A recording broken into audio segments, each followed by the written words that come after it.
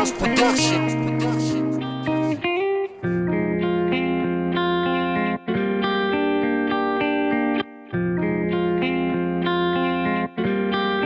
What up, sound?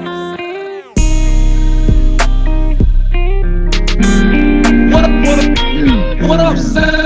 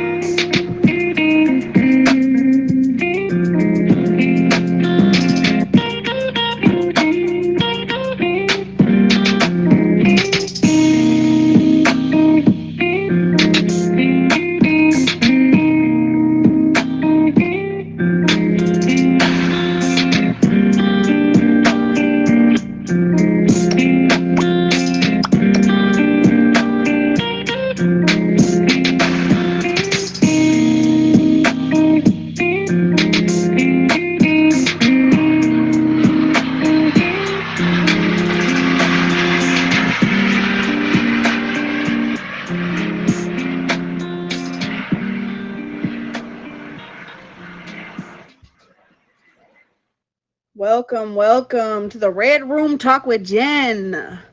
How's everybody doing tonight? Hopefully good. First things first, I'm going to have everyone line up in the box that is on the show tonight. Hey, Nicole. I'm going to have you guys go ahead and line up. We're going to introduce them. But make sure y'all pull up every Saturday. We have the Red Room Talk, and we have some awesome guests tonight.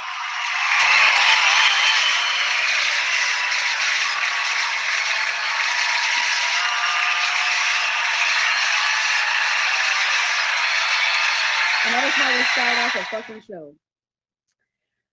Ooh, get in there. Make sure y'all show up every Saturday at 10 p.m. for the show. We got some awesome guests tonight.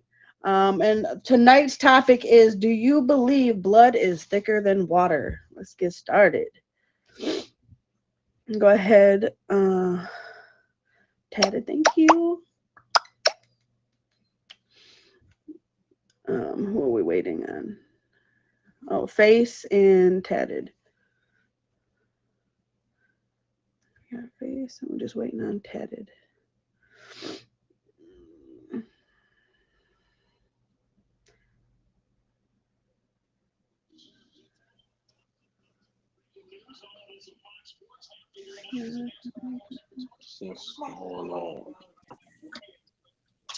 Welcome. We're just waiting on one person. Oh, shit. Why didn't y'all tell me my show? I'm sitting here on my phone like.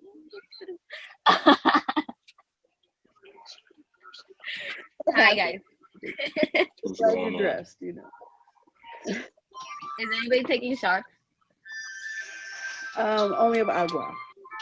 No, I'm taking it. They got me with the I gotta, tequila earlier during the trial. I gotta go to work Thank after you. this. I just got off.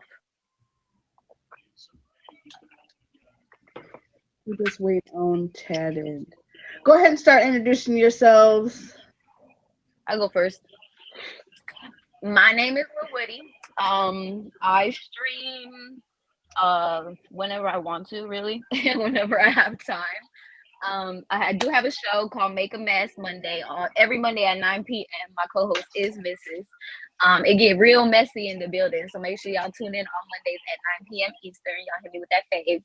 And I'm from Florida, and yeah, I'm just a vibe. I'm a Gemini too, so I don't know. All right. Well, my name is Face. I've been on the app since probably June. My lives normally consist of when I'm on my graveyard shift at work, or early mornings when I'm making breakfast for me and my children, or when I'm just by myself. Face here. Burr, burr, burr. OG Shy, heavy on the OG. Been on the app since the streaming stuff first started, very first started. I usually do 3 streams a day, morning, noon, and night. I grind on here.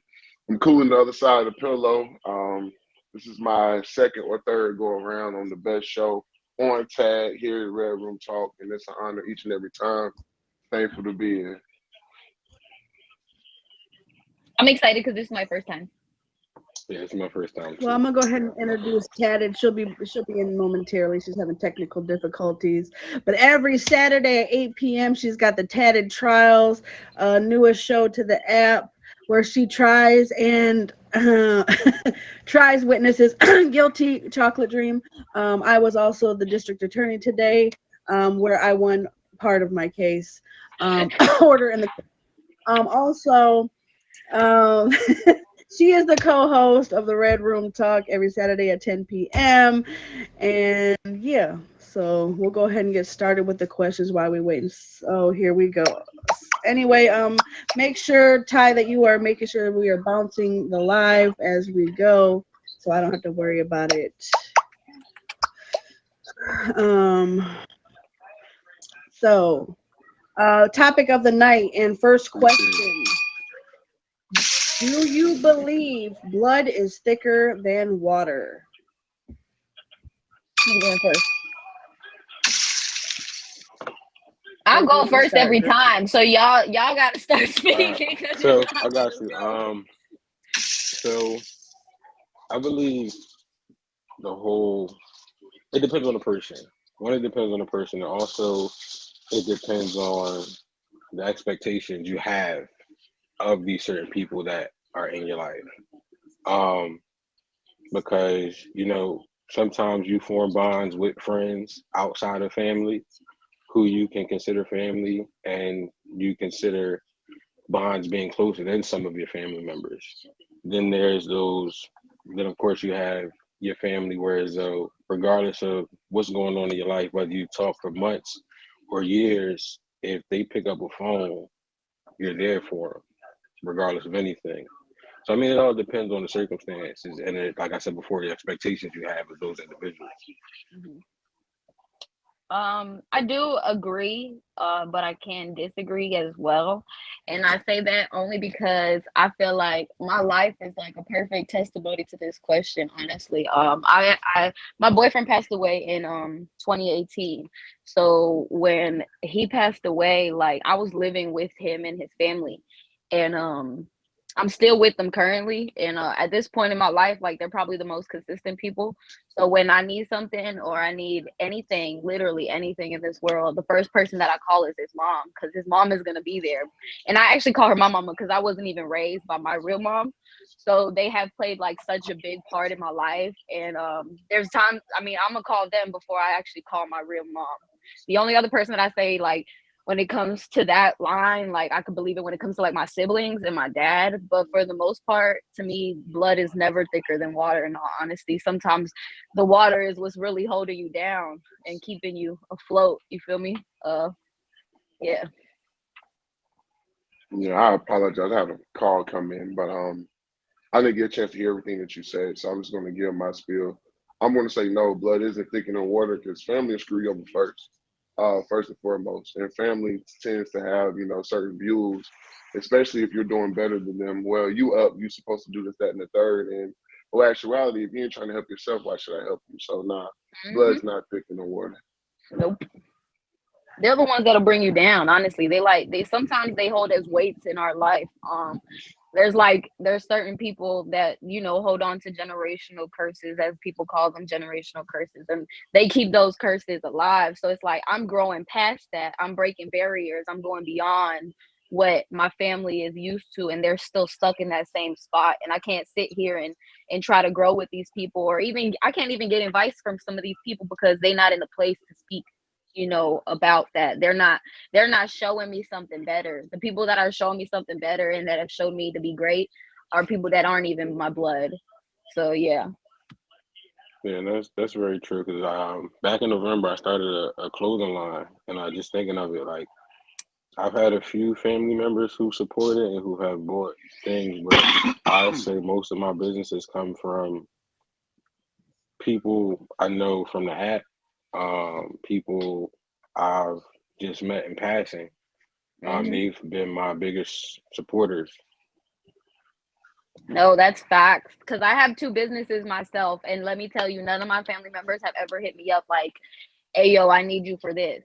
It's always, but they'll tell people like what I do, but they're not the ones hiring me for it. So like I face paint Right. and I do kids parties and stuff like that, and everybody will book me. I got my dad's friends that have booked me, but like my cousins, and they do parties for their kids. I'm the last person they'll think of. My cousin actually just had a birthday party for one of her sons, and they hired somebody else to face paint. So to me it's kind of like, Like a y'all slap in don't the even, face and then almost.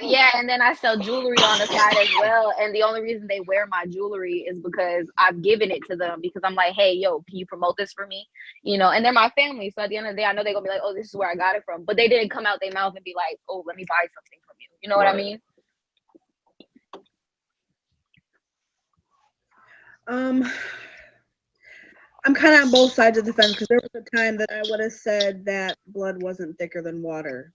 Um, with current situations that I went through in this last year, I've had friends who I've had for 30 years kind of um, fall off. We'll let her go next. Fall off. People who I thought would have been in my life for the rest of my life. We just hit 30 years of friendship this year. My family's kind of been my family has kind of been my staple, but I also found that my roommate, my best friend of probably my entire life, has kind of been my pillar of strength this last year of everything I've kind of went through. And then also a lot of you, hence why I made the video that I made to show you all my thanks and gratitude for being the people that you have been in my life.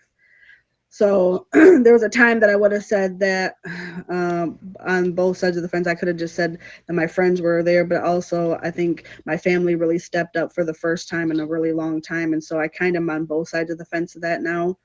But most definitely, probably more so would say that aside from family, that the friends I've made on here, and I'll say at least one real life friend has kind of been, really kind of my pillar of strength. So go ahead, Ted. What was the question? I'm sorry. Do you believe blood is thicker than water? Ooh, blood is thicker than water. Being raised, I was grown to believe that family comes first. That family is everything. As I get older, I think we need to protect our peace, whether they're related or not. Family is not thicker than water. There's family members that don't want the best for you, that don't give two shits about how you're doing. but they expect you to be there because of a blood relationship. I'm not with it. So for me, no, blood is not thicker than water. You make your family who you want. Like you make them like your family. Whoever chooses to be your family is your family, whether they're blood related or not. Facts. I definitely agree with that. And I wanted to touch on what Jen was saying too about how Tag has brought a lot of family. Um, I definitely gotta give Tagged its credit. They y'all, oh, and not even y'all specifically, but just the people that I've met off this app and that I have kind of bonded with and grown these relationships with, they have shown me that they're solid. They've shown me that they're people that I know I can count on. It's times where like, see, look, RDS in the comments. It's times where I'll call RDS real quick, like, sis, guess what just happened? And I'm on the phone running my mouth, and then like 2 seconds later we're good, and but they're there. But I can't even do that with my sister or my cousins, because my cousins might just end the call and forward it or whatever. But it's like when I call RDS or Mrs. or even Izzy's like my sister. I don't even know. I literally never even knew that I could be that close to somebody, but then we're just here, we're just there, and it was all through Tag, literally just the Tag app. Agreed. Yep, I can say there's been many times I've hit up Rashad or hit up chatted like, oh my god, like just kind of in a moment of he's kind of like my guy that I can give me the guy's perspective, and then she can kind of reel me in because I'm more of the heart on my sleeve type person, and she's kind of the opposite. So there's some great motherfuckers on. For sure. There really is. I love it. Messy though. It's messy. Even Jen, me and Jen just started having conversations like that where I could call her and we're just talking. Like it's a vibe. Like I appreciate. She popped in my life like girl. She got right in the back of that girl. So I need to run my mouth, and now from there it's like boom. I just hit you up, message you, video call you, whatever it is, but you're gonna answer. And even if you don't answer right away, you're gonna make sure like, hey, I can't talk right now, but I'm gonna hit you back when I can. Type. Okay, so with that being said, what do you value most in a good friendship? I think loyalty. Loyalty, literally, like, and yeah, honesty as well. Those would be my two biggest things: honesty and loyalty. I think loyalty and they kind of go hand in hand too, because I would put them all together. I think you can't be loyal without being honest. So yeah, that's my biggest thing. You got to be loyal. If you're not loyal, then that's an automatic cutoff. Even if I don't directly tell you like I'm done with you, I'm not talking to you, I'll just slowly distance myself, find my way out of it kind of situation, or just eventually stop talking to you. I'll wean my way out of the relationship in a sense. For me, loyalty is a big one, but one of the things that I pay attention to the most is people just being who they are. And the reason why I say that is because when people show you who they are, you have a choice whether or not to believe who they display themselves to be. And once they show who they are, it is now on you to decipher whether or not this person serves a purpose or they can be somebody that's dismissed. Because, even though people may be loyal, sometimes people only serve specific purposes. Like, for example, I'm a homebody. I got friends who are loyal that like to go out and have fun. That's y'all thing. Y'all do that. I'd rather people who rather have a close dinner or a dinner party, and we chill in the crib and do certain things. When so it all depends. Like loyalty is a big thing, but definitely people showing them being true to themselves is very important to me, because then it lets me know how I need to carry myself around certain people. Okay, I like that. I'm gonna go with consistency and relatability. I'm gonna be honest with you. We can be on this social app all we want and everything else. I don't like people. I'm not a easily approachable person. Yeah, I'm playing this, that, and the third, but I'm all about my space. I'm not overly friendly either. So, you know what I'm saying? I'm gonna have to be able to relate to you. What I mean by consistency is this, you know what I'm saying? We don't have to talk, you know what I'm saying, every day or whatever the case may be, but you know what I'm saying? It don't even have to be whether you need me for something or I'm needing you for something. If it's anything, if we're friends, I don't give a damn what it is. You can contact me, I can contact you. That type of thing. And a lot of people aren't consistent or reliable. So those are two things that I look for. Okay. I would say the two things that I look for the most is honesty. I need somebody to tell me when I'm wrong. I need you to tell me in the right way. You got to be respectable about it, but like, I need you to be honest with me. I don't need you to tell me what you think I want to hear. I need you to be real. Because if you won't be real with me, who will be? Like, you know, so I need somebody that's honest.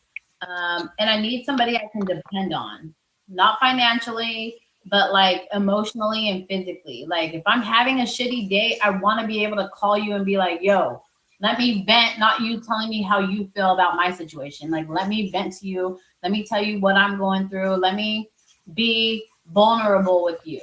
And I'm gonna do the same for you. So those are the two main things I look for in a friendship.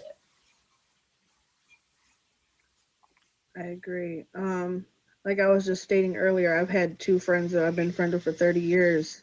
And when I hit the roughest patch of my life, they're kind of nowhere to be seen. And so it don't matter longevity. I think people a lot of times are a slavery to friendship because they think that just because they've been friends for a long time that you have to be. And it's okay to walk away sometimes. Even if it's just for a while. But right now you're not fulfilling a need that I need from you. You know what I'm saying? It's not saying you have to always be there because sometimes people can't.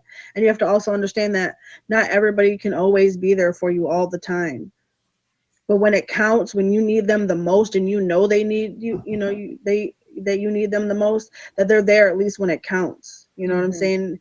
And maybe it's not always when you break up with your boyfriend. Maybe they can't always be there, you know what I'm saying? But when you need them and you're going through something that could make or break you, and they're your pillar of strength, that's when it counts. You know what I'm saying? I feel like, and then kind of goes back to loyalty. Are you the kind of friend that's going to speak great things behind my back or say my name in a room full of opportunity? That's a friend. I can tell you that. Katie Diamond's one of my best friends on this app. I won't even be able to fly, but she still will speak my name. And I know it's all in love. You know what I'm saying? So, Amen. Yeah. something I look for in a friend too. Are you going to speak my name in a room full of opportunity and never have to I didn't have to prompt him, you know what I'm saying? Just the way I do. Like, man, I always tell people, like, y'all gotta see King of Diamonds. You gotta go getting lit every Thursday. Make sure you're there because his show is for real lit. Like, I always will speak his name in a room full of opportunity. Anytime I see an artist, I'm speaking his name. You know what I'm saying? Yeah, that's facts. So you know what I'm saying? It's just not only that, but like she said, honesty. Sometimes I need the tough love when I'm being an asshole. Tell me I'm being an asshole. I'm not always perfect. Yeah, I'm a nice person and I wear my heart on my sleeve, but I also have my moments when you're angry. It's kind of like that saying, I sat with my anger long enough until she told me her real name was grief. Sometimes people they ask for love in really unloving ways. You know what I'm saying? So you gotta, make sure that you check your friends too. I also feel like going like just touching on that is you gotta know when to eliminate something too. So if you hear somebody come out their mouth incorrectly about me, correct them. Because if you can't correct those people, then now I have an issue. Because you came to me with whatever it was and told me that this and this and this and this was said. But what did you do to stop that conversation? What did you do to make sure that even though that person felt how they felt about me, you shut the conversation down? If you can allow somebody to speak negatively on me without you expressing that, no, that's my friend and you're not about to do that, then now we have an issue and we're no longer friends in a sense because I can't count on you to really defend me when it counts. You brought the messiness to me, but you ain't defend my name in the midst of that messiness. So what are you really doing for me at that point, you know? I feel that. I wanted to touch on what Tyler had said when it came to the vulnerability part. We're on this big old social media app. You gotta take your time with these folks. I'm gonna tell you, people change on this app, like they change their draws, their personalities, hairstyles, nails, Yeah. lashes, haircuts, all of that. You understand what I'm saying? So you gotta make sure you're being vulnerable with the right people, because all it takes is one incident, whatever. They want to blast you, they want the clout, they want everything. So Okay. you gotta take your time. You gotta take your time with these people out here in these tag Wait. streets. I'm trying to tell you, because they switch up every day. The facades, the masks, all of that change on a day-to-day basis. So you gotta make sure you're being vulnerable to the right people. It's Facts. okay to reciprocate that energy. You feel me? Like, don't give somebody too much. Yeah, and I'm glad you said that because like Jen, the specific words or specific words you said were when it counts.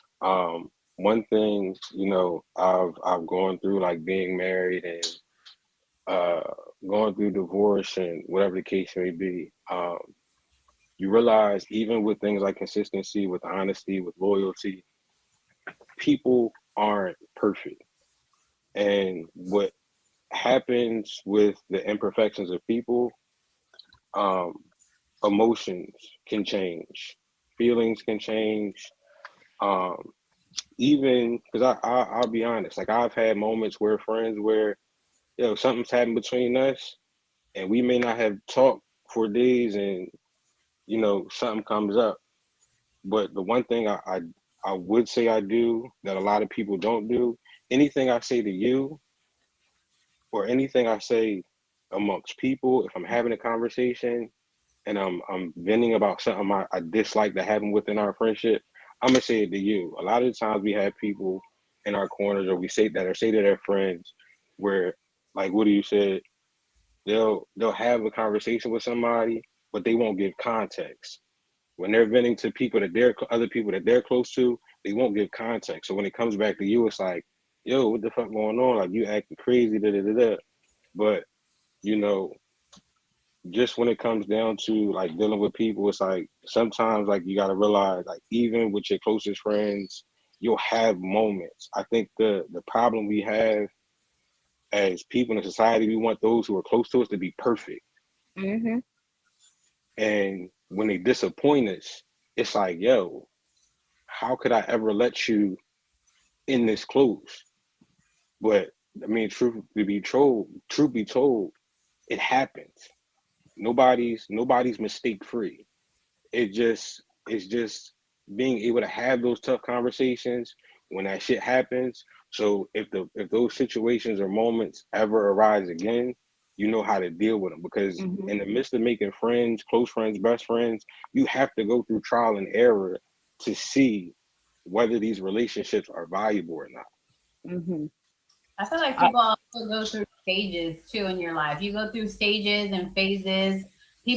Some people are meant to be in your life for a short period of time. So you got to learn when you outgrow people. There's nothing wrong with that. People change, mm-hmm. and they might not be around for your whole life, but take it as a lesson learned. So It's kind of I also that. want to. Oh, It's go kind ahead. of that saying, know when to hold them and know when to fold them. exactly. Yep. You gotta know when to hold them, know when to fold them. Okay. No. So I do think that communication probably is one of those most important things in any type of friendship. Just kind of touching on what he said in the sense that if I disagree with you as a friend, I should be able to come to you about it.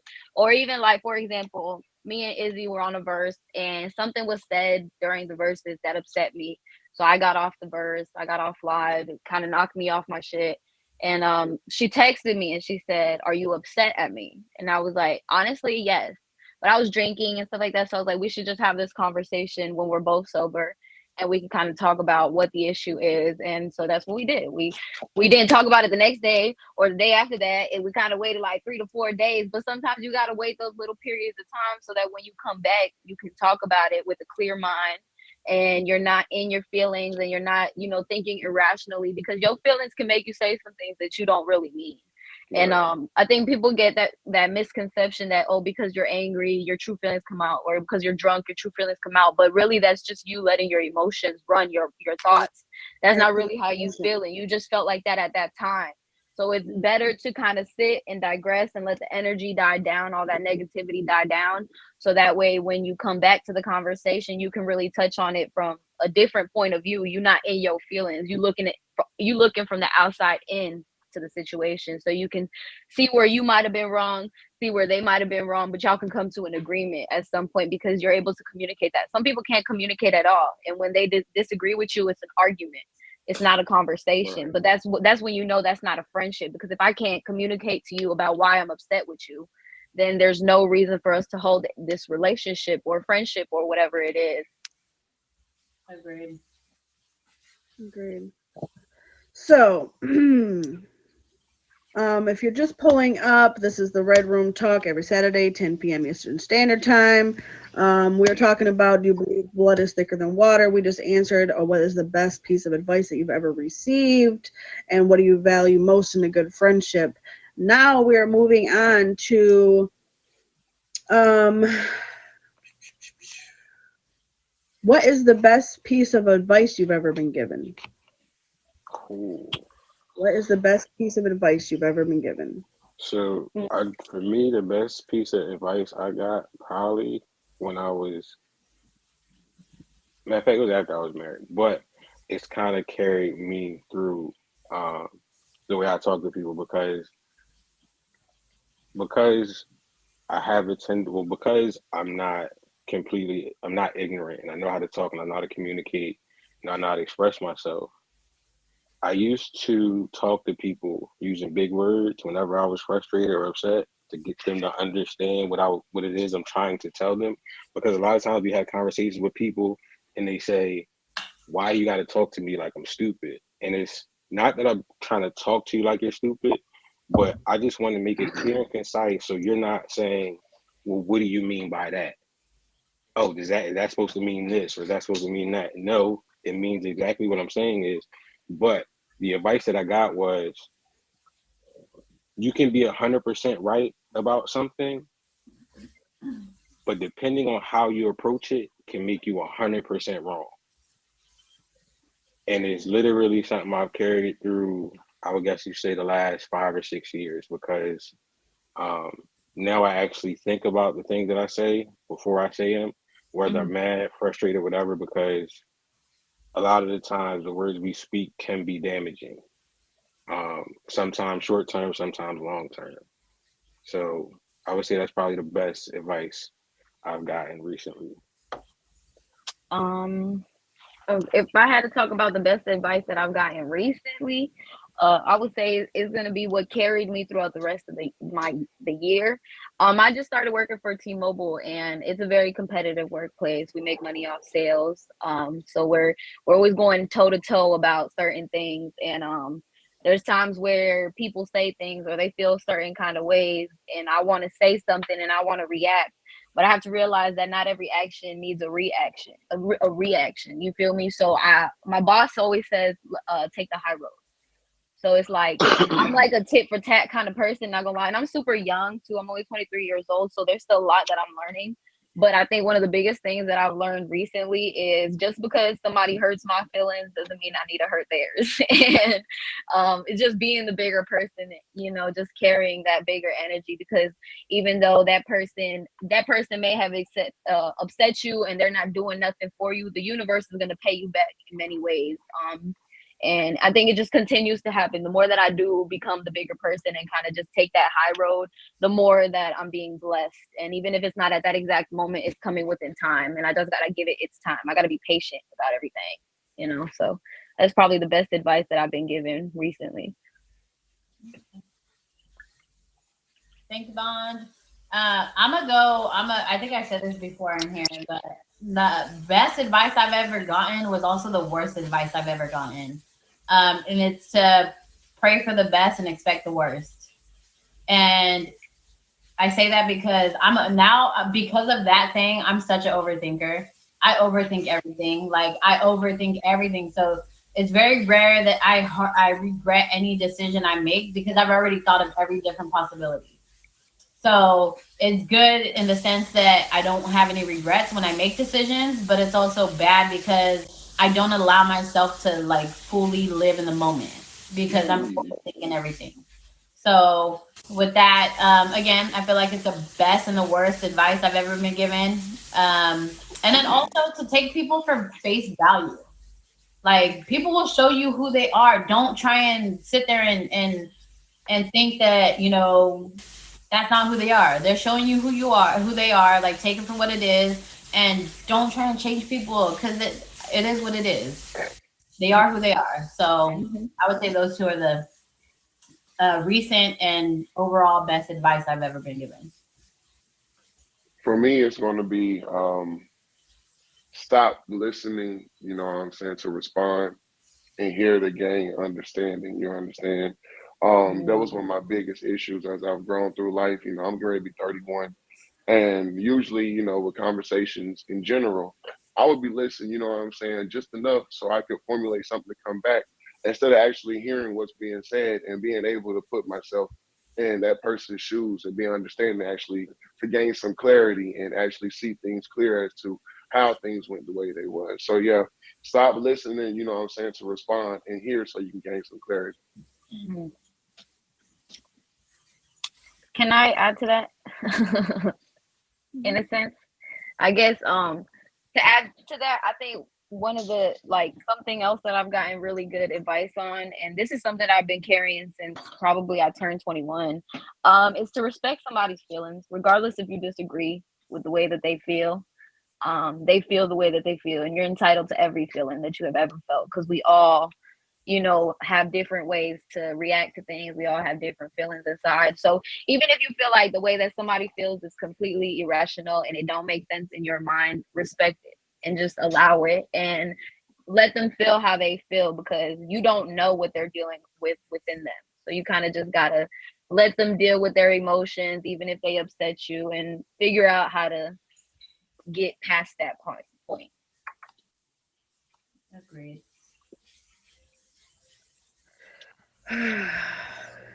The best piece of advice I've ever received. Fuck them. Fuck them. I'm gonna be honest. Fuck them. Um, because a lot of times I wear my heart on my sleeve. If you know me, you know this about me. I get upset over little things sometimes or things that I would never do to somebody. But sometimes just fuck them. Fuck them because fuck y'all. Okay, if you Yeah, are man, not they cut that communicating in. with me, ain't nothing except that. Yeah. If you are not supporting me in the way I need to be supported, if you are a fake friend, if you are holding that knife in my back, if you are using me to abuse me, if you are doing any of those things, if you are being whatever it is, fuck them people. Be who I am, be who I need to be, do the things that I need to do to get through life, and fuck them people. I think that, sorry, excuse my language, but fuck them people. I think that was the best advice I ever got. I wish I had started to tell people that a long time ago. I probably would have saved myself a whole lot of, you know, Hurt I probably would and have. Last season's Jen would have said, "Love everybody." This year's fuck them. now You know what I'm she's like tell a hater I say fuck you, Too. saying? fuck Yep. you. You know. It's Sometimes emotional though, survival there's here. no other way to swing it. What was, I guess I could have said screw them. But I think sometimes you just have to say fuck them, and I guess that's the best advice I ever got. That's the best way to put it. So, um, if you're just pulling up, this is the Red Room Talk with your girl Jen and Juice. Every Saturday at 10 p.m. Eastern Standard Time, we're talking about whether blood is thicker than water. We've gone over the best piece of advice, what you value most, what's one thing that you value most in friendship, and then I'm going to ask this question. What is one thing that people do not notice about you immediately that you wish that they did? How great I am. Like in all honesty, like I know my personality a little strong, but I'm that bitch. What it makes say I'm that bitch, still that bitch, will forever be that bitch. You feel me?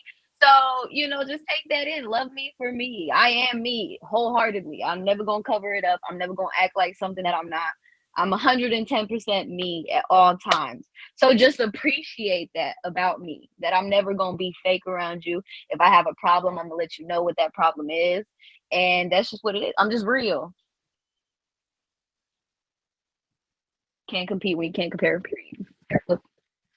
Mm. Yeah. That's hard to top. I'm just gonna go with, you know what I'm saying, my genuineness. I'm solid. A lot of motherfuckers done folded on me, a lot of motherfuckers done switched up on me. I ain't never told no secrets, I ain't never told no lies, I ain't never needed to. Um and as they say, you know what I'm saying, you say something, stand on it. So I mean, as far as men of 10 toes, that's the way it's gonna be. But forever solid, forever loyal, that's where I was raised. That's how I'm dying, you feel me? So Exactly. When you hit 5K diamonds, they start acting funny. not the 5K. Damn, missus. I remember when I But hit they 5K. I do. thought I was so sorry. I promise. Boy, I was like, when you hit that killing 100K though, you was like, killing them. Thought I was killing them at that 5K. I promise you. I was like, Yo. damn, rich. We rich up in here. And I'm like, Right. you know, I would say I got to do it. what I would want people to see that they don't normally see, um, is that I'm sensitive and I'm a gentleman. Um, Yeah. I, for the most part, like when I meet people, it's like, yo, you look mean, you don't look approachable, you look like an asshole, but you know, um, for the most part, I grew up single parent home, just my mom, but I've always carried myself with a certain type of respect. Um, like I just, for example, when dealing with a young lady, like there's no walking close to the street, there's no opening car doors. I mean, if you beat me to it, you beat me to it. But if I can help it, you're not opening no doors. On top of that, being raised by a mother and two older sisters, very in tune with my emotions. I'm one of those people who I'm one of those people who, or one of those men who don't have an issue with crime. I don't care two fucks whether I can be in front of anybody. If I feel a type of way to the point where I'm that emotional, I'll let you know. You'll see it. You'll not. It won't just be words. It won't just be, me speaking to manipulate a situation or to carry myself as a narcissist to make you feel guilty. But you know, we have a right to the way we feel as men, and sometimes we're told we don't. Sometimes we're told we're not supposed to show our emotions. We're supposed to be tough. We're supposed to be alpha males. But in the, I guess you could say, in the process of leading, you also have to be that strong emotional and mental structure for your family and for your children. So those are two things I wish people seen in me instead of the typical nigga shit. Now I'm leaving this motherfucker. I should have went deep. This nigga getting all the numbers in his inbox right now. I'm out of here. Hey, I'm listen, out I of just here. sent a hey. I just sent a hey. Probably got pictures and everything right now. I'm out of here. That's what she said. He just got like 10 DMs all at You once. just gave us the tip. You just gave us the tip. You know, we wanted the Oh, whole this nigga thing. said he gonna cry. Wait a minute. Let me phase him. He went deep, y'all. He went deep. You only gave us the tip. Damn, for me, I would say I wish people, you know what, based off of looks, a lot of people, everybody judges people. So I feel like I wish people knew I was smarter than I fucking look. Like, don't let the tattoos and the blonde hair fool you. Like, I'm a business analyst. I've been doing that. Like, I work in IT. Like, I'm not stupid. Like, don't play me like I'm dumb. Don't let the blonde hair fool you. Don't let the tattoos fool you.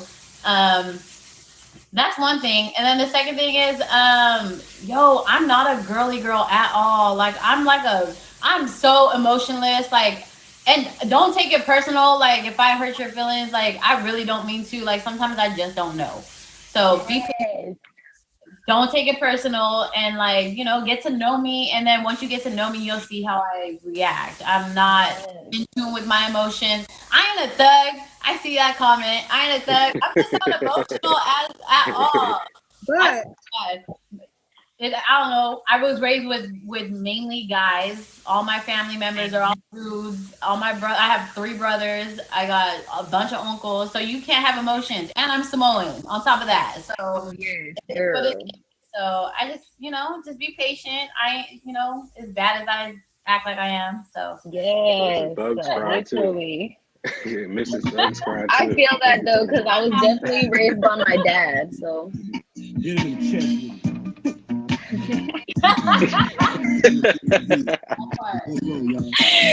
the fact that this girl always got a song queued up for me. At least she didn't play Thug Because I'm a Holiday. thug. No, but for real though, I be so out of touch with my feelings. as she sips the Henny. Hey, listen. But don't let her fool you. She is not emotionless. She is not emotionless. Nah, okay, so that's so funny though, because like even though I was raised by a man, I do feel like your sign has a lot to do with who you are as a person. So since I'm such a Gemini, like there are times where I really don't give a fuck about nothing. Like, and I'm just like nothing. Like I don't care. I won't care nothing. But then there are times where I'm like, and I'm in my feelings, bawling my eyes out. But you have to accept that. And I do come off very strong as well. So I feel like some people think that that's how I am, where I just don't give a fuck about nobody and I just give a fuck about me. But no, it's not that. I just have a very strong personality. You got to kind of adjust yourself to me in a sense. See, I think I'm a little bit different though, because I'm a Taurus, and I know a lot of Tauruses who are very like out there, who are very like Hold on. in people's faces and what's up? Yeah, right. You looking at me crazy? You talk about emotions, but you a Taurus? Right. That motherfucker's run right like, See, That's what I said. That's what I said. Disagree. That's what I feel like any I must be Taurus. very different. I don't know. I feel like any Taurus I encounter, which Mrs. is one, that girl emotions sometimes be everywhere. Okay, and you don't know. Right. You Like gotta sometimes you right on the line. You gotta be careful because if you step on the wrong tile, you out of luck. oh yeah, it's done. Like that's the crazy part. It's like as a Taurus male, it's like we're landmines. So it's like you step too far to the right, you might get cussed out. You might get cussed out. You step too far to the right. I mean, it might be a whole breakdown where we don't want to talk to nobody. We in our feelings for days, and you just might have to deal with it. Yes, literally. So for me, I think a lot of times I'm like the super goofy, funny person, right? We all know this, right? Self-proclaimed comedian. But I think people also take that as that I'm not intelligent. I was valedictorian, like I'm very smart, super smart, maybe not always in relationships, smart with my choices, but for the most part, I'm very book smart, very street smart. I grew up and, the way I did, I grew up, not getting all A's was a no. I had to get all A's. Like my parents were very strict.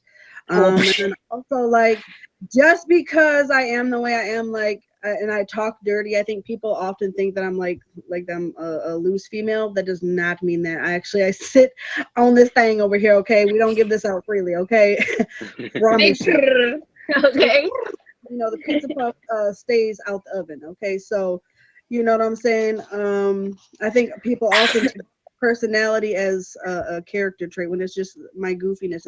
I love to see people laugh, and sometimes like shock value, that's what gets people to laugh. So I think people mistake me sometimes as something I'm not, and so I get different kinds of reactions to my person, to my jokes.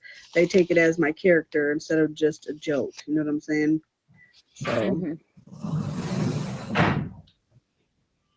hands to make them.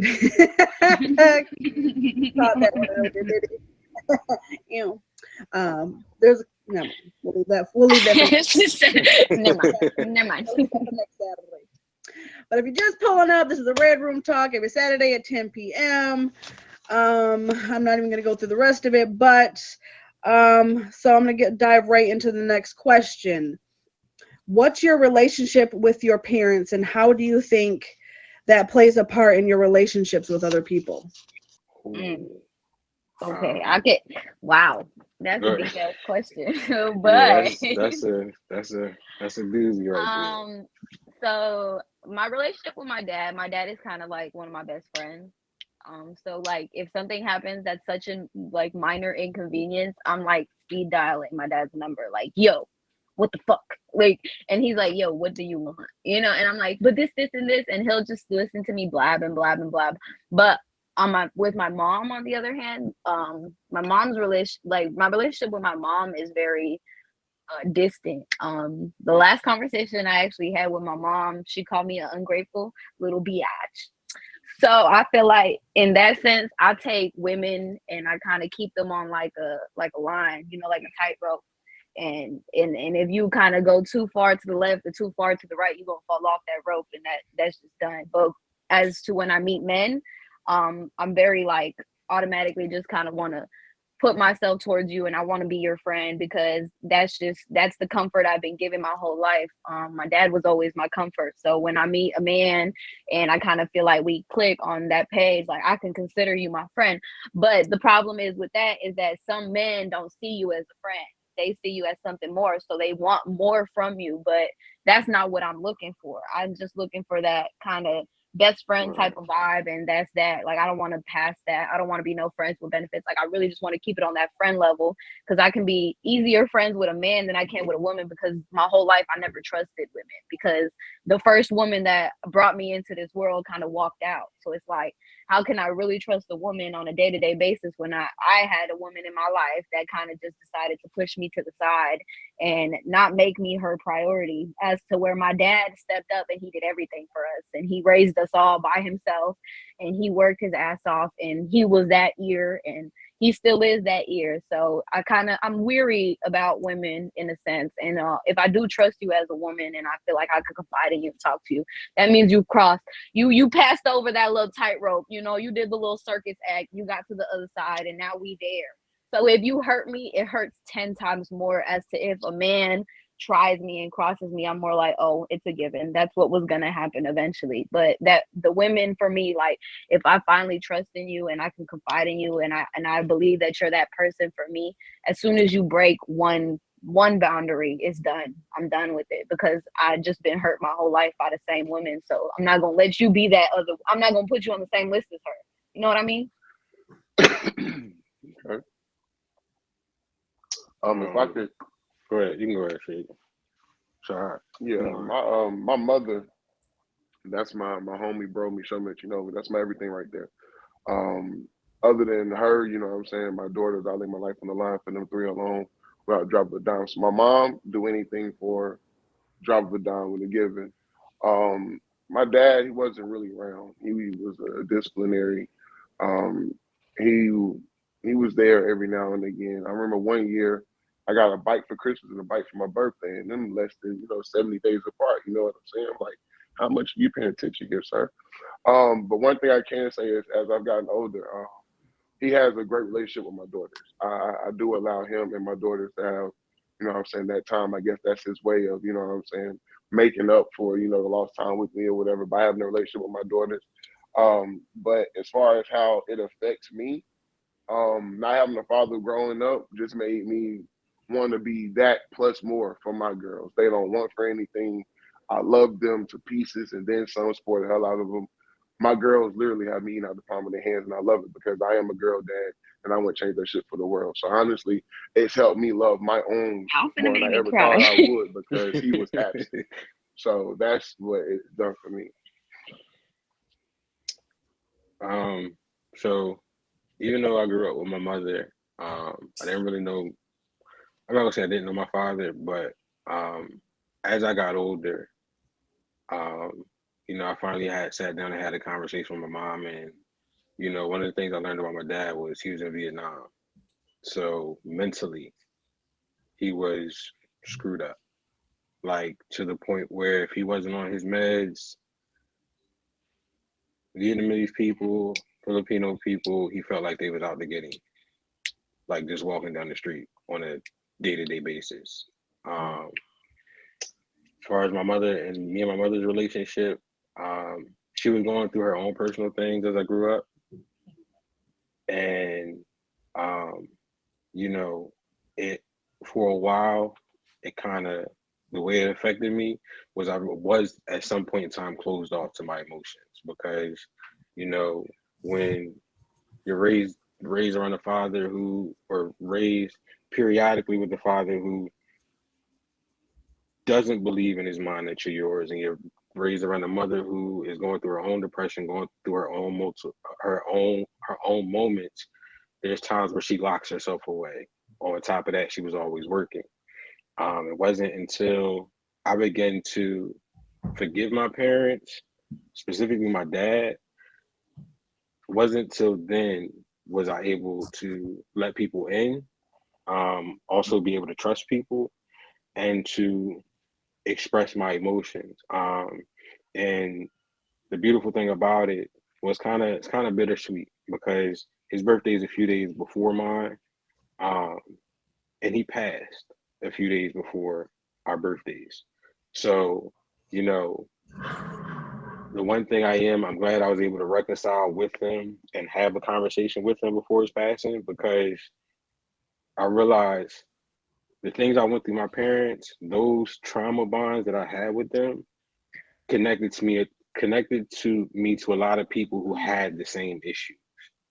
And when I finally which would leave me in a dark place, and when I finally had those conversations and dealt with those issues through counseling and therapy, um, I was able to let go of relationships that weren't healthy for me. Also habits, whether it be running from conversations or issues. I'm able to now like deal with those things and like express myself. So, you know, my relationship with my parents is kind of like a bittersweet thing. It was good, and it's good now that we've dealt with those issues and I've had those conversations, but before it was definitely a struggle to get to the point where I'm at now. Damn. Can I ask you a question? Yeah. How did you go about forgiving him? Like, did you Um, guys have a conversation or what? so some things, you know, at some point in time you realize are out of your control. Like my dad's mental health was something I couldn't, regardless of what he did, regardless of him disappearing for months at a time, he really had something mentally wrong with him that made him incapable of being a consistent father. And because of how the world screwed him up, I had to literally look at myself and say, I can't blame him for doing something that put him in a mental space where he wasn't even sure of where his life was. Like it's one thing when you have somebody who's purposely or intentionally being a dick about being in your life, but there's another thing when you're dealing with somebody who wakes up in cold sweats and they think the government is trying to plant them with a chip, or they think when they're in the market that, you know, a certain ethnicity is going to kill them at the register and all types of crazy shit like that. So it's like when you look at those things and you know, you look at your own personal life and the hardships you had to go through, it's like I can't be mad at him. He made attempts. They weren't always perfect, but when he was in a good space, he tried to do what he could do. Headed. Shit. Honestly, my parents both passed last year, but one thing with them, like that I learned, my relationship with them was very mild. I'm the middle child. Like if anybody's a middle child, there's like the middle child syndrome is a real thing. Like there's a difference. You could always tell the middle child. So my relationship wasn't that strong with either one of them. But one thing I learned from them is like they were toxic as fuck together. They were so toxic. Like they should have never been together as long as they were. I love them both separately. I used to pray my mom would leave my dad. Um, but like they did it for us. They did it for my siblings, for me and my siblings. And growing up, I always swore like I would never stick around through some bullshit. I don't care how many kids I got with you. Like if they're not the one, they're not the one. I don't care. Like if you find out after you had two babies or one or whatnot. But dealing like the way they were, I grew up like I'll take people for face value. Like don't try and change somebody because they will not change no matter how much you love them. You can love on them so hard and they'll always still be the same person you met them as. So that's one thing that I grew up and I learned from their relationship. I don't put up with BS. Shit, one time, like the second you fuck me over, like I'm done. I hardly ever give second chances. Because again, it's life is too short. People will show you who they are. I get we make mistakes, but I mean, it is what it is. Yeah. I don't know. I like hearing like what y'all are saying because I'm trying not to get emotional, but this is like a super emotional topic.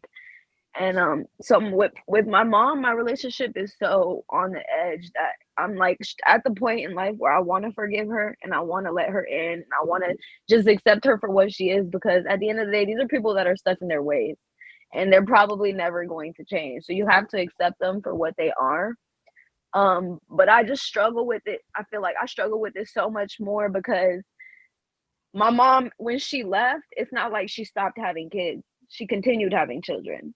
So she built these bonds with, two other kids, and then there was me. I'm the one in the middle. Like I'm the only one in the middle. So she had these relationships with my older siblings. She has these relationships with my younger siblings, but then there's me who's stuck in the middle, and that relationship is not there. And it's like the biggest reason it's not that I can't forgive her because I get it completely. I understand it 100%. She felt like she couldn't stay with my dad because they didn't have the same beliefs, and that taught me that I can't be with a man who doesn't believe in the same things as me because those relationships don't work. But I just can't get over the fact that she was able to move on and then continue having children and then build those strong relationships with the younger two and still maintain the relationships with my older three siblings, but there's still something lacking in between us. And I do feel like it comes to the point where I forgive her for what happened. I understand why she had to leave, but I can't continue to try to hold this toxic relationship. The day it's the same thing. It's a repetitive thing. I can't talk to my mom about nothing. I can't have conversations with her about disagreements because she doesn't agree with me about a lot of things. And I just don't want it to get to the day where she is gone and I have to live with the fact that me and my mom were never on good terms. Like I don't ever want to get to that point. And that's That's why So like can I right give listening to you y'all, I that's like can I I give like you hearing two what y'all points are of telling advice? me. I definitely felt the same. My mom passed last year, like 3 days before Christmas, and I felt exactly how you felt. Like being the middle child, like my sister was her firstborn, her everything. I was born in the same year as my sister. I know for a fact I was not expected. Like, don't nobody want to have a kid in the same year, like two kids in the same year. Irish twin. So yes, Mm. yes. So like I know exactly how you feel. And my biggest regret is not resolving the issues I had with my mom. I accepted after she passed, I accepted that she was the way she was given the circumstances. She wasn't ready to be a mom to a second kid in the same year. Like, yo, I have one kid and I don't know how she did it with two. So, and within the same year, like that's crazy to me. So, again, my biggest regret was not resolving these issues before she was gone, even though now I accept her for being who she was and do why she did what she did. I understand why she did it. Is it fair? No. Do I, it sucks. Yeah, I got this shit end of the stick, but at the same time, I regret not accepting it for what it was while she was still here and just building a relationship based off of the facts of what it was. So, it's on you. It's not easy, especially being the kid and knowing that that's a parent, that's their job as a parent is to love you unconditionally and be there for you. But sometimes it's not always that easy. So, you know, I want to give you a big piece of advice that helped me with the whole dealing with my father thing. Because the resemblance I see is, the children is, I felt the type of way with the way he loves my daughters. He loves the hell out of my daughters. I didn't receive that. So even being grown and watching that, you know what I'm saying? It took me for a loop. And one of the biggest things that actually helped me out was I actually went and I started writing. You know what I'm saying? I wrote, you know, what I went through, how it made me feel. I cried some tears. I got upset. I yelled into a pillow. I threw a controller against the wall. I went through those motions because once you actually get all of it out and you can honestly forgive that person, not for them, but for yourself, you will feel the world just take off of your That, shoulders. You're that not doing it for them, you're doing it for you. for you. Because as you're losing sleep and you're thinking about it and everything else, they're sleeping comfortably. They're going day by day, and you are carrying this boulder. And the only way you're going to get that off your back is if you actually do that work internally. I don't know who it is you believe in, who you pray to, whoever it is. You take that time, you be to yourself, to your vices, and you get that out. That's the only way. That's the only way. And just to piggyback off of that, and I can completely agree with that because even with that, um, dealing with that, you begin to attract other people who feed you that same emotion, feed you those same feelings. You create this pile of mess where everybody's just feeding each other negativity because of the things they've gone through, the relationships that they hold on to, and the things that they're bitter about. And it's like one of the things when I finally forgave my father, because me and my ex-wife, that was the bond we shared.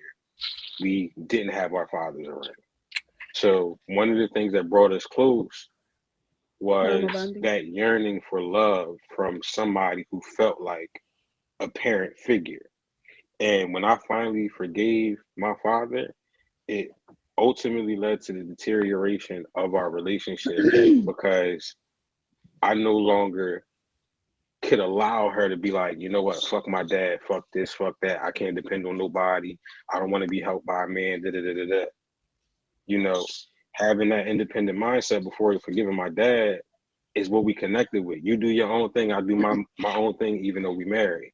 But now once I got past that and I began to say, yo, this is affecting the way we do things. This affects the way we plan, affects the way we move as a unit. And when I began to speak and address those certain things, it became an issue for her. It became a problem. It became a bigger separation. So it's like when you begin to forgive people for yourself, for the things that they've done in your life, it brings new energy. It brings a new outlook on life. It also brings in people who can help you grow through that process. Mm. Mhm. So I was going to avoid this question. I wasn't going to answer it. Uh-oh. You got My to, shoulder Pip. is ready. That's why I'm beside you. My shoulder's ready. It's okay. So I grew up, my parents stayed together for 30 years. They split after 30 years. I grew up in a household where my parents lived in the same house, but they were in a long distance relationship for 30 years. My dad was bipolar. He was a military man, also a Vietnam veteran. He passed, I got married and he passed 3 days later. I think he passed at a time when it was really detrimental for me to have him in my life because he never really taught me how a man was supposed to treat a woman because he wasn't very good to my mom. I wouldn't say he was always bad, but after he had gotten into a car accident that left him in a wheelchair. So most of my life I was kind of his, all of us kids were kind of his caregivers. And because of his disease, we didn't know whether we were the good kid that day or not. So we would kind of like wake up and we wouldn't know, like, today am I the good kid? And I kind of like sought and, kind of sought out his love like daily. Like I didn't know whether today he was going to love me or today was going to be a bad day.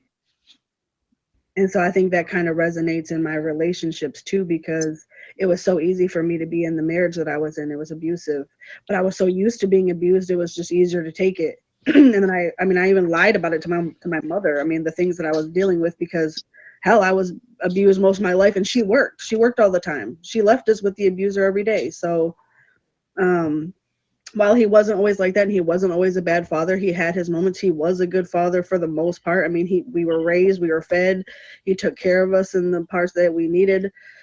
But in the biggest ways that I needed him, he failed. And then when he passed, it took away from me to be mad at him. And I still have times when I'm upset with him and I can't I can't cuss at him, or I can't yell at him anymore. I can't fight with him anymore because he's gone. And there's times when I just want to be like, I need my dad, or because he was the person I would go to a lot of the times because he was emotional like me. He kind of wore his heart on his sleeve. So while he wasn't all bad, he wasn't all good either. He had these bipolar both sides. He had this dark passenger, but he also had this soft side. And a lot of times when he would do things, I would end up apologizing to him for something he had done to me.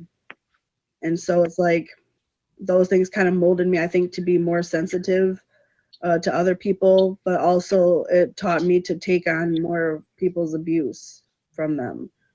And so when someone does something to me, I think that's why I take it so hard, is because I dealt with that most of my life. I dealt with abuse most of my life, and yet while it's easy, it also I'm tired. I'm 35 years old and I get tired of being abused. I want that one person who's not going to. And I think in my relationships, why I'm probably so hard on men, why I'm so hard on men is because I want someone who's completely opposite of that. I want someone who I know I can go to and is going to be this pillar of strength, someone who is fit to lead, not someone who's going to lead me to hell. I want that person who is going to use my sensitivity as the easy way to manipulate and abuse me. Because now, because of all the abuse I've been through, I recognize things quicker than I would have before, but I also makes it easier for me to deal with them because I've done it my whole life. I mean, I can accept a lot from people. I let people do more than I probably should because I've dealt with it my whole life. It's like a cycle. I've dealt with abuse so long. It's like, you know what I'm saying? I dealt with it. Sorry. I've dealt with it so long that it's just like a way of life for me. It's a second nature at that point. It's You like just being became Rocky this Balboa, wall. right? It's like Rocky Balboa. He's got beat on and beat on and beat on and beat on. He kept taking it and taking it and taking it and taking it and taking it. And I'm like, or even look at anime, hit me again. That's kind of what I've been my whole life, somebody's punching bag. So it's easier to be someone's punching bag because I've done it. Even my oldest brother, he had strokes, and so I was his caregiver, but I was also his punching bag until it came to a point where I'm like, I'm not going to be your punching bag anymore. I'm not going to take It drains you. Oh yeah, I mean, you get tired of being someone's punching bag, and it makes you want to start fighting back. You get to a point where it's too You just much. that wall that people lean back on because they know that wall ain't gonna leave. Oh yeah, I'm kind of the person that everyone else can use and abuse, and because they know, well, she's gonna forgive me anyway. But comes a point when I'm tired, and I get to that point where then once you pass that threshold of I'm sick of this, there's no coming back from that. Like once you pass the no man's land, there's no coming back from that, and there will be no changing my mind because you've already like by far, okay, because I've given you like so many, by far you've surpassed those limits. So okay, next topic because I'm not trying to keep crying. Okay. If you're just pulling up, I'm sorry you're late. You've missed most of it, but we have one more thing coming. This is the this is the Red Room Talk with Jen and Juice every Saturday at 10 p.m. Eastern Standard Time. It's all right. This next time, don't be late, be great. But this is the time for the hot seat question. Teddy has one question that she is going to ask me, and then I will finish everything off with a quote of the night. So I'm gonna go with the question of what is something your parents did or didn't teach you. Actually, let me rephrase that. What's something that you would do differently raising kids of your own that your parents did? Everything. First of all, my mother, she's been my hero most of my life, and she really didn't She's gonna watch this. Sorry, Mom, I love you. But she probably didn't deserve as much of the pedestal I put her on. Um, um, You said it. You can't go back. okay, I'm sorry. Out there. And it's not her fault. You know, there was the way she was raised. But for me, I want to make because her saying has always been, fear is a great motivator. While that sounds good, it also made it harder for me to go to her with the big things. In my life, when the big things came, I actually didn't go to her at all until it was too much for me to handle. Then I would go to her. But I tended to go to my friends before I went to my mother. And while that was probably what she knew and probably what she thought was best, and unbeknownst to her, sorry again, Mom, but I think sometimes you need to know when to be soft. Especially, I'm sensitive already, and you can kind of tell tell that. But definitely, fear is not a great motivator. Sometimes just talking and getting to know your child a little more and getting on their level, like things that they like, and kind of like learning them in that aspect. That's something I've always prided myself on. Last week, I actually, in my saying that I said was, I want to make sure that my kids are always comfortable. So even with the little things, so when the big things arise, they'll come to me. And that's something I think that I want to do different when I have kids, or if I adopt, or I'm a great stepmom, whatever, however that happens. I don't have them yet. But I want to make sure that my kids will always come to me, whether it's something little or something big. And so that's something I want to do different with my own.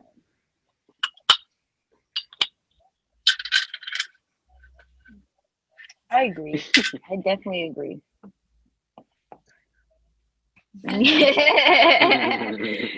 and that goes to say, like, all our parents weren't perfect. We all went through shit, but like we have the opportunity to make things different for our children. I don't have any kids yet either, but I do definitely believe that the way my parents raised me and the things that we went through are things that show me that I never want my kids to go through. I never want my kids to feel how I felt and how I currently feel, you know? So like I just hope that in the future I can provide that safe space. And my dad was the kind of person, like as greatly as he raised me, he was the kind of man though, when you turn 18, you get a job, you start paying bills, and you pretty much keep safe in a sense. And if you can't do that here, then you can't be in my house. And that was the whole reasoning as to why I got kicked out and why my life went the way that it went. And even though like I appreciate that hard kind of mentality, it did not help me. It did not help me, it did not aid me. And only in the sense because I didn't have my mom.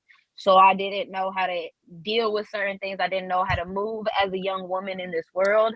I didn't know what to do. I was pretty much lost at the age of 18. And all I was told by my dad is I got to get my shit together or I got to get out. And my thing was I got to get out. And it resulted in me finding a man who was going to take care of me. But I was still so insecure and upset with myself as a person. And I wasn't wholeheartedly loving me. And it wasn't until I lost him and he like I can't bring him back, but that I finally reached that point where I'm like, I gotta be this independent woman and I gotta keep my head on straight because I can't rely on a man, even though a man made me feel like I could rely on them my whole life. Because as soon as I got to that age, my dad was like, boop, you're gone. Like you can't rely on me no more. You can't ask me for no money. You can't do none of that. So it was like it molded me, and I'm thankful for everything that I went through with my parents. But at the end of the day, I would do it differently. I would definitely do it differently for my kids, and I would never make them feel like at the age of 18 I'm done with you and my hands are washed, like, because that's not what it is. I want to provide that support. I think you even need him more as the older you get. That's like I was just saying with my dad. Right. I felt like I needed him more as a grown adult than I needed him as a child. As a child, you have your Facts. friends you're off playing with, your friends' parents you deal with. You know what I'm saying? Not saying you don't need them. You need them to survive, like to feed me. Yes. But you're kind of running amok out in the neighborhood. You know what I'm saying? But as a grown adult, I felt like I needed more love and care than I needed when as a And child. guidance more than anything. Like, damn, help, show me the way, because you making it right now. Show me how to make it. Yeah, I know for me, like one of the things as far as my kids are concerned, And the way I raise them is I allow them to be children. A lot of the times as parents, we like to, especially if we had a rough childhood, we try to live our childhood through our children. And we try to correct them at every turn, make sure they're perfect, make sure they stand out of anything that could possibly harm them. Um, and, you know, I let my kids be kids. I let them have a voice also. I know what it's like to be a child and your parents, you know, yeah, I've been through life. I know it all. You know, I've seen this, I've seen that. Times are changing. Mm. You know what I mean? You got people who are stagnant in their ways or comfortable being who they are. But, you know, one thing I've learned as I've gotten older, every day there's a new lesson to be learned, there's a new experience. You're continuously growing, and growth is uncomfortable. If you ain't uncomfortable in life, you ain't growing. And as Mm-hmm. far as my thing with my children, it's like, yo, I'm not going to know everything every day. I'm not going to know how to deal with every issue. I have a general idea, but if I give you a voice to at least talk to me and express to me how you feel, I can give you words of encouragement and advice on things I am familiar with. Because these kids nowadays is vicious. You know what I mean? So it's just like I know the most we had to do in school was dealing with was bullying, but that didn't happen until you was in like middle school. It's starting in kindergarten and fucking, you know what I mean? Kids talking about sex at 5 and 6 years old. Like this shit is crazy. So it's like, I mean, I allow my children to have a voice. I allow them to be themselves and I deal with things accordingly with keeping in mind in the back of my head that I was once a child. Mm. Mm, there you have it. If you're just pulling up, it's almost over. It's every Saturday at 10 p.m. Eastern Standard Time. The Red Room Talk with Jen and Juice, which is me. We're gonna wrap this up here. Does anybody else have any rebuttals? All right, so I'm gonna go ahead and end with this quote. Deep down within the heart, there is a stillness which is healing, a trust in the universal laws which is unwavering, and a strength which is rock-like. But because it is so deep, we need both patience and perseverance when digging for it. Mm. Say that shit one more time, sis. One more Right. For the motherfucking people in the time. back. One more time for One more people in the time. back. Deep down within the heart, there is a stillness which is healing, a trust in the universal laws which is unwavering, and a strength which is rock-like. But because it is so deep, we need both patience and perseverance when digging for it. Mm. And that is healing. And only you can prevent forest fire.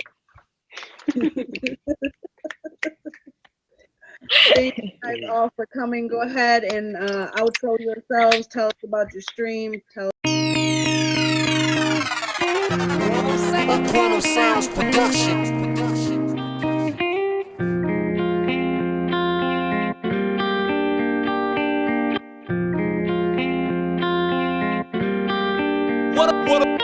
What up, sound?